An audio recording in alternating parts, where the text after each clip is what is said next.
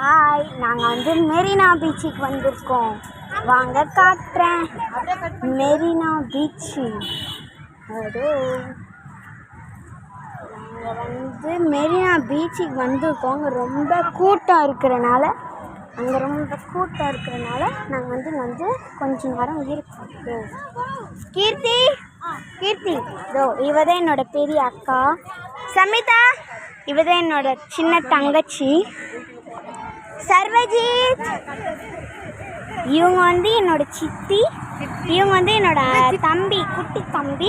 இவன் வந்து என்னோட அண்ணன். இதோ